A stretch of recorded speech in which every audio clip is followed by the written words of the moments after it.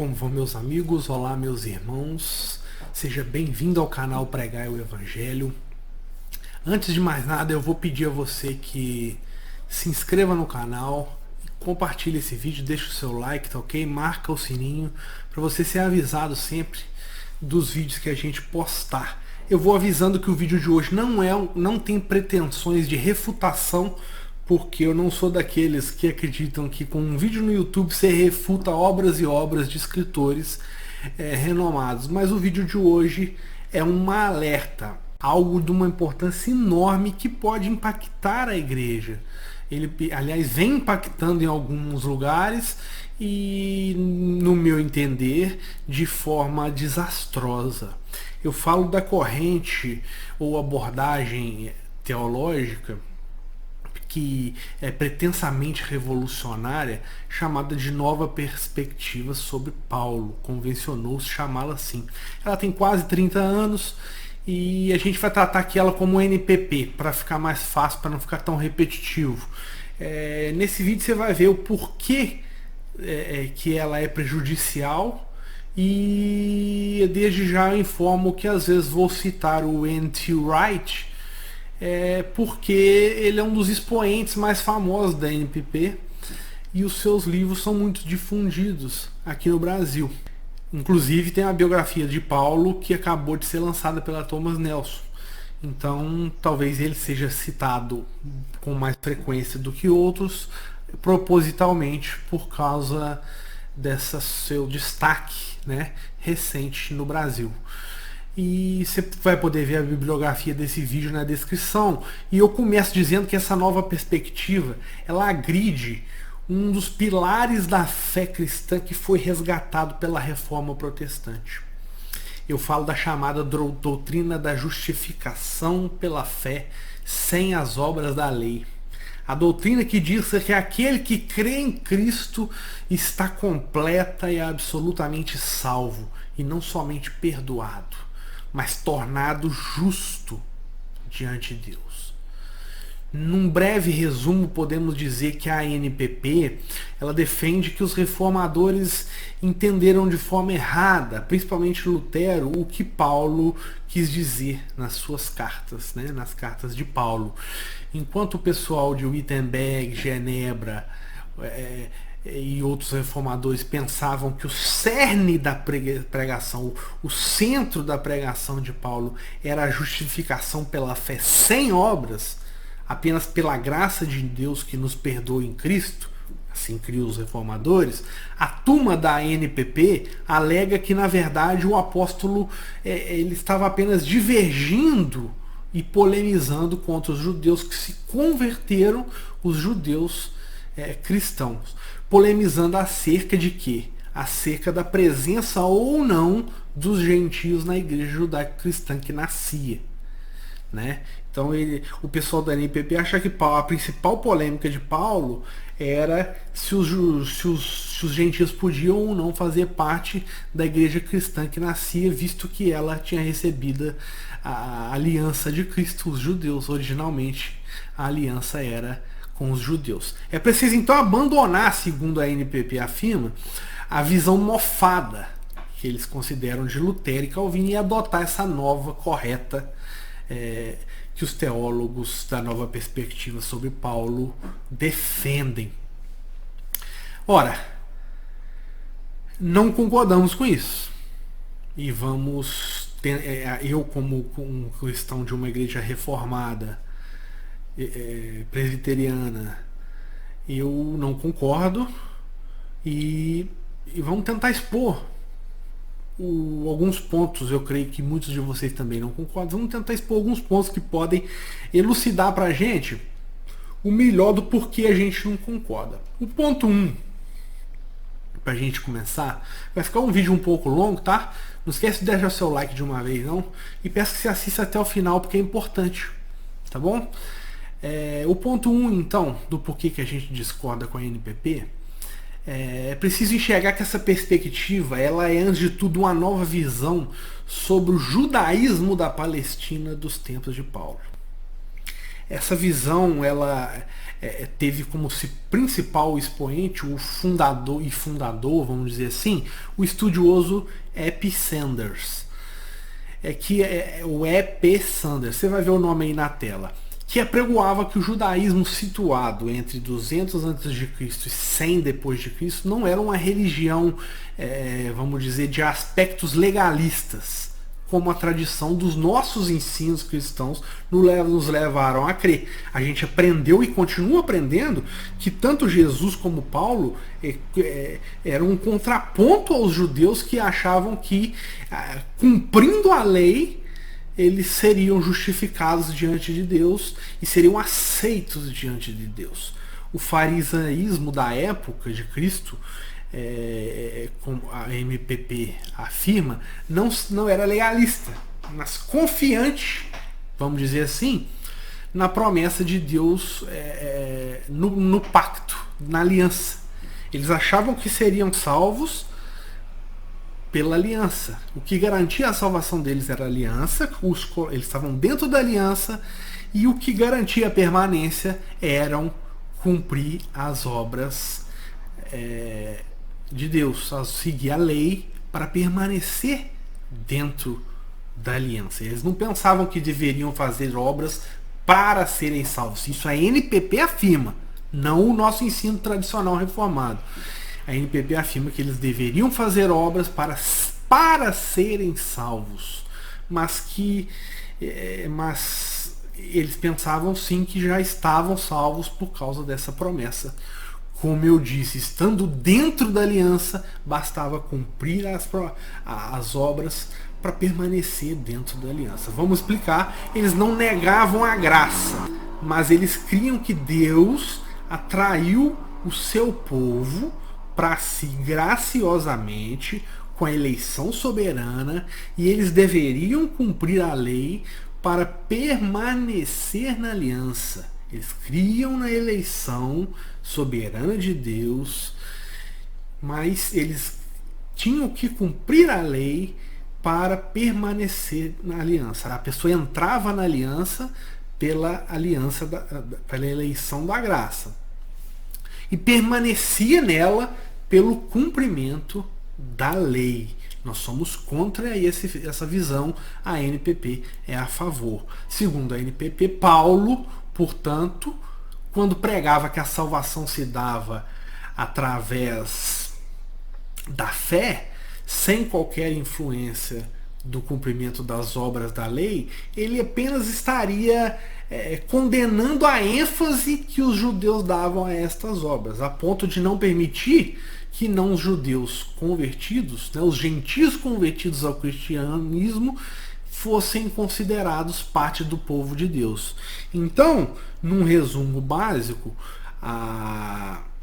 eles criam que o que a NPP apregoa é que que Paulo combatia isso, a crença dos judeus de que, se a lei havia sido dada aos judeus no Sinai e não aos gentios, eles estavam dentro da aliança e deveriam cumprir para continuarem salvos.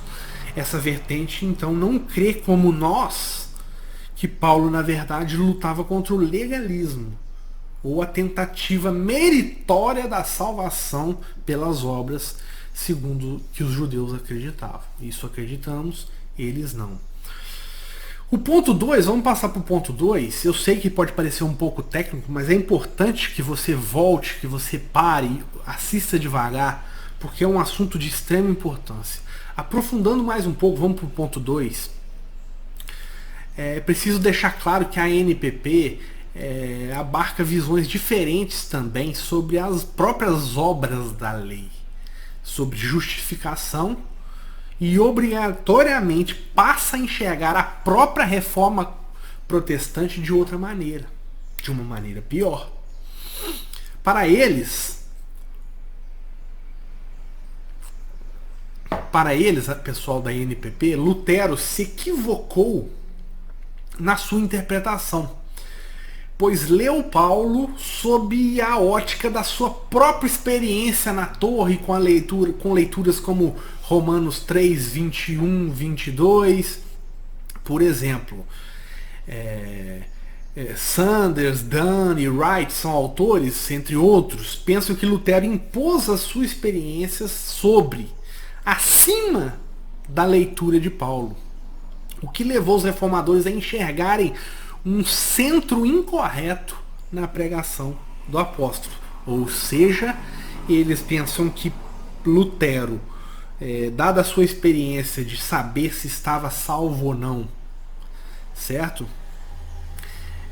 A sua, vamos dizer assim, a sua aflição com esse tema, ter chegado na verdade da Escritura, eles acham que isso contaminou ao invés de ter elucidado, certo? Ocorre que não é necessário, a gente tem que explicar, que se tenha sido influenciado pelo luteranismo para isso.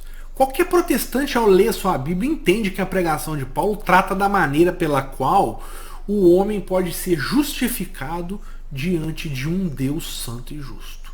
A pregação de Paulo, ao você ler sua Bíblia, você entende claramente isso. Se você tiver o foco na autoridade das Escrituras, você percebe que Paulo explica como um homem pecador miserável pode ser justificado diante de um Deus maravilhoso, santo e justo.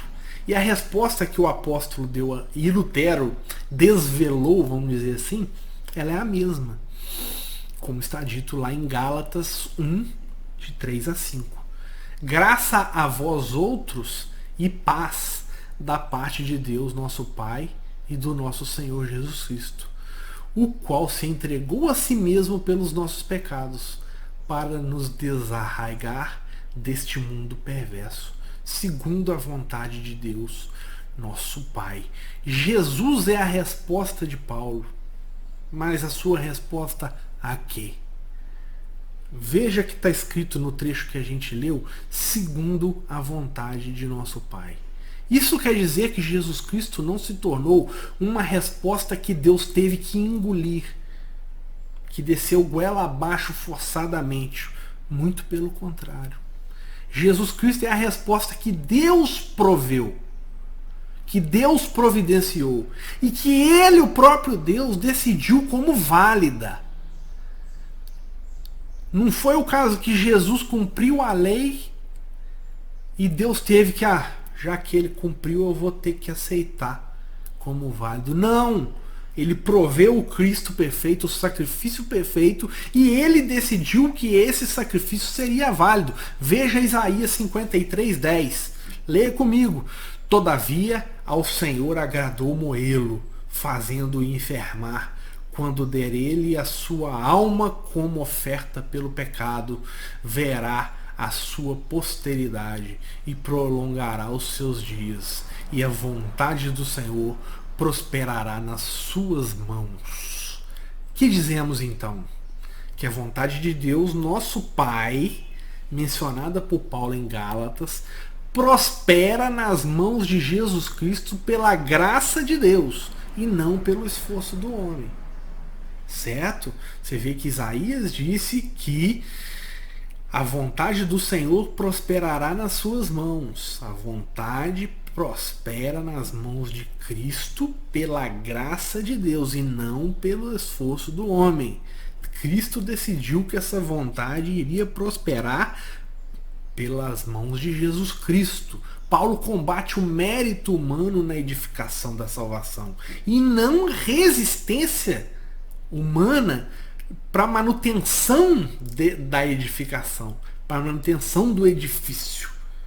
Então Paulo combate o mérito humano na construção da salvação, digamos assim, e não o mérito humano, a resistência do homem para manutenção da salvação, garantida pela aliança, como a NPP diz que os judeus criam. Os judeus não criam nisso, na verdade. E o apóstolo Paulo define isso completamente em Gálatas 2, 16 a 21. Abre comigo de novo. Sabendo, contudo, que o homem não é justificado por obras da lei, e sim mediante a fé em Cristo Jesus, também temos crido em Cristo Jesus, para que fôssemos justificados pela fé em Cristo e não por obras da lei, pois por obras da lei ninguém será justificado. Mas se procurando ser justificados em Cristo, fomos nós mesmos também achados pecadores, dar-se-á o caso de ser Cristo ministro do pecado? Certo que não. Porque se torno a edificar aquilo que destruí, a mim mesmo me constituo transgressor. Porque eu, mediante a própria lei, morri para a lei, a fim de viver para Deus.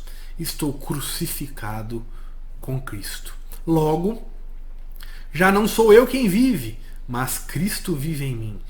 E esse viver que agora tenho na carne, vivo pela fé no Filho de Deus, que me amou a si mesmo e se entregou por mim. Não anulo a graça de Deus, pois se a justiça é mediante a lei, segue-se que morreu Cristo em vão.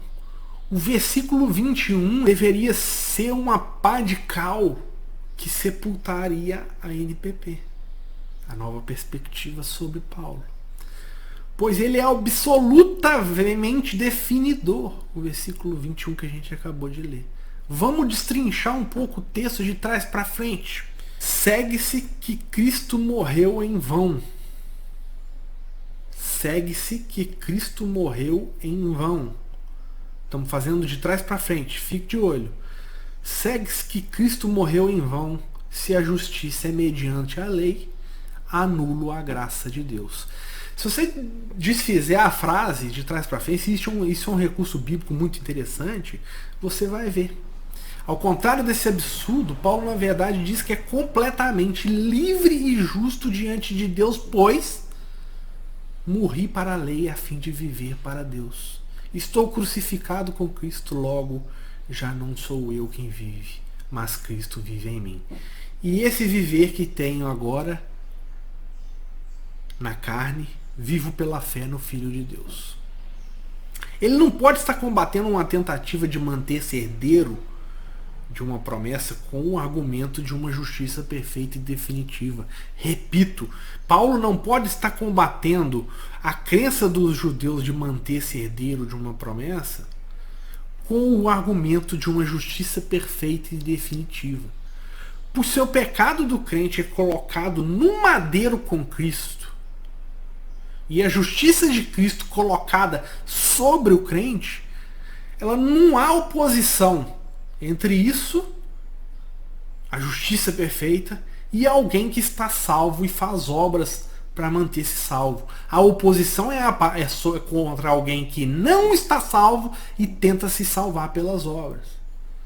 Certo? A oposição é contra alguém perdido que faz obras para tentar salvar-se. Isso mesmo. A justificação ela é oposta à condenação, como vemos em todo Romanos 8, e tão explicitamente no versículo 1 desse Romanos 8, que você vai ler agora. Agora, pois, já nenhuma condenação há para os que estão em Cristo Jesus. Nenhuma condenação é fim de papo. Os que estão em Cristo estão livres, completamente livres da condenação, ainda que sofram efeitos do pecado, como a gente muito bem sabe. No 33, no versículo 33 também de Romanos 8, você vai ver, olha na tela, quem intentará acusação contra os eleitos de Deus? É Deus quem os justifica. Quem intentará? Eu inclusive vou usar o William Hendrickson, no seu grande comentário do Novo Testamento, para afirmar que a palavra justificação aqui, em Gálatas, voltando em Gálatas, né, 2, 15, 16, ela tem um significado forense, que pode ser definida assim, essa palavra justificação. Aquele ato gracioso de Deus pelo qual, tão somente com base na obra mediadora que Cristo consumou, ele declara justo o pecador. E este pecador aceita tal benefício com o coração crente. Eu não estou entrando no mérito aqui de uma disputa calvinista se o crente aceita porque quer ou porque Deus determinou. Não é esse o cerne da nossa questão. Te digo que o crente só aceita porque tal benefício porque o Espírito Santo regenera para que ele aceite. Mas seguindo, é com ousadia que a Bíblia confere que eu, Sandro, aqui nesse pequeno canal chamado Pregai o Evangelho, assim como qualquer outro crente pode fazer, pode dizer que muitos teólogos da NPP fazem uma confusão que Lutero, Calvino e os reformadores não fizeram.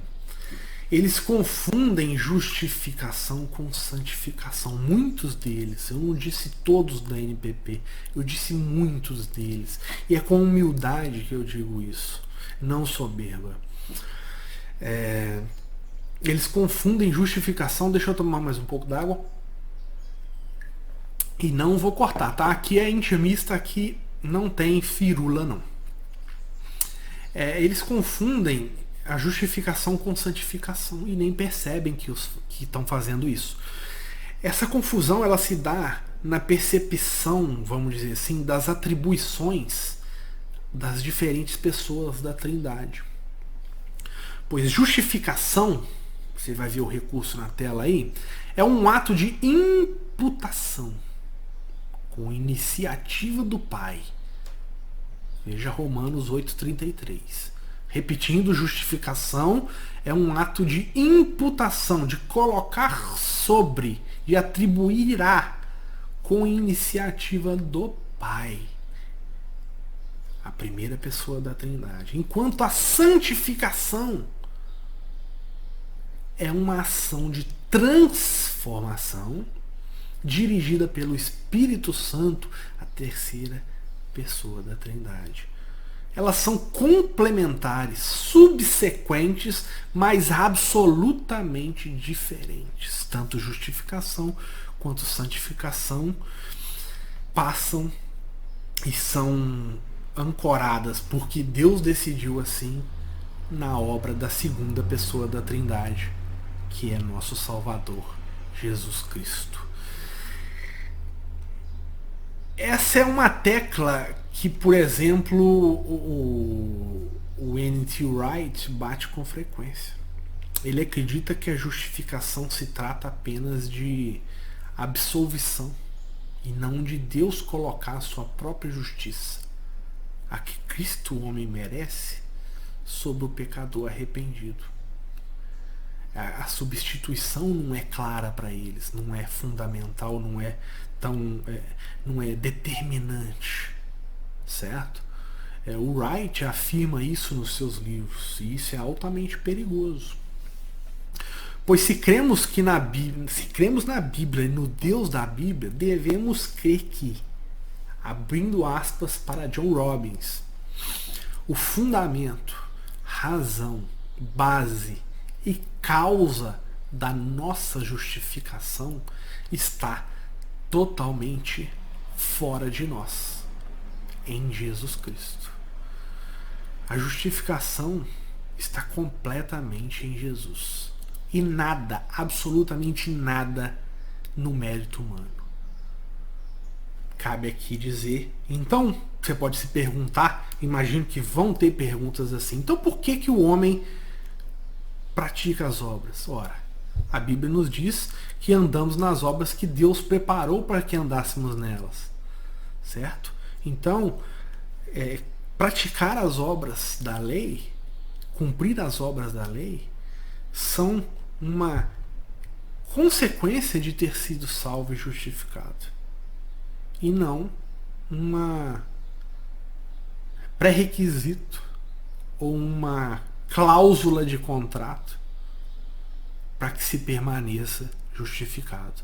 Então, é muito importante que a gente mantenha na mente, antes da gente terminar o vídeo, que essa oposição, o pecado tendo sido cravado, o pecado do crente tendo sido cravado na cruz, com Cristo e a justiça de Cristo tendo sido imputada ao crente não se opõe a alguém que tenta permanecer salvo.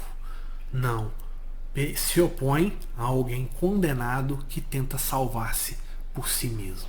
Uma salvação impossível, como diz nosso Senhor Jesus Cristo. Ninguém vai ao Pai senão por mim. E também diz que ninguém chega a Ele, ninguém vem a Ele, senão os que o Pai leva a Ele. Certo? Wright, o N.T. Wright e os teólogos da NPP cometem os mesmos erros que Roma comete. E não se assombre se ver católicos, se você vir católicos defendendo essa nova perspectiva sobre Paulo. Aliás, a parte protestante que os católicos mais amam ultimamente é a turma da nova perspectiva sobre Paulo. Isso não é uma ofensa, isso é uma crença que eles têm. Eu jamais estou ofendendo, mas você vê muitos católicos falando bem do N.T. Wright, do A.P. Sanders, do Dunn, então defendendo, né? Tipo como se dissesse, olha aí como vocês estão errados, né, protestantes? Olha aí como que a reforma não valeu de nada. Então, o mesmo erro que os teólogos da NPP cometem, o Roma comete, que é confundir o efeito da justificação, que são as obras, com a base da justificação, que é Cristo. As obras são efeitos da justificação. Mas qual a base para ser justificado? Cristo. Eu já disse isso aqui no canal e repito, se você bater na porta do céu quando morrer, e Deus, estou dizendo hipoteticamente, tá? Isso nem tem, por favor, não é assim que vai acontecer, isso não é escatologia.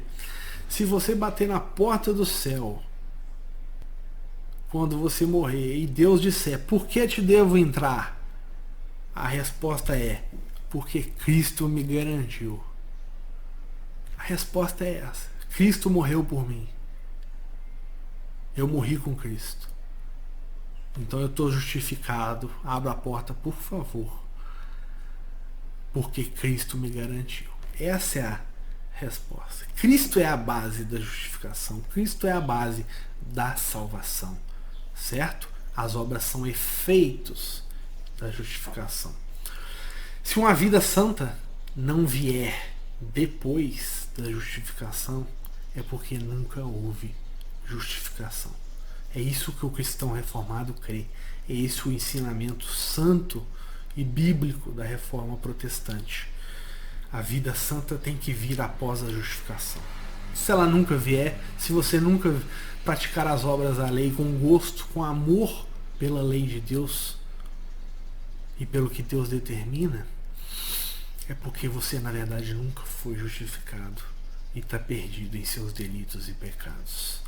Simples, claro e graças a Deus. Parece incrível, mas tantos séculos depois da reforma, a doutrina base da igreja, ela se vê no fronte de batalha novamente. A justificação somente pela fé volta a ser atacada, e dessa vez de dentro de quem devia estar a favor da reforma, do ensinamento reformado tradicional, mas volta a ser defendida também pela ação do Espírito Santo naqueles que Deus coloca como soldados nessa tarefa. Eu recomendo que, como eu, você também diga em relação a isso: eis-me aqui, Senhor. Amém e amém. Um grande abraço para você. Fique atento, aprenda mais, veja a bibliografia que eu vou deixar, algumas dicas de leitura que vão complementar muito mais do que eu o seu entendimento sobre o assunto. Eu não mencionei nesse vídeo, não foi o intuito, esse vídeo é um alerta, não foi o intuito de destrinchar a nova perspectiva sobre Paulo. Se você me perguntar se ela tem algo de positivo, eu direi que tem, mas eu reforço que tenha cuidado e reforço que não é algo para neófitos, porque você pode cair nas armadilhas que esse ensino traz. Se inscreva no canal, compartilhe esse vídeo, comente. Deus abençoe todos vocês. Um grande abraço. Até mais.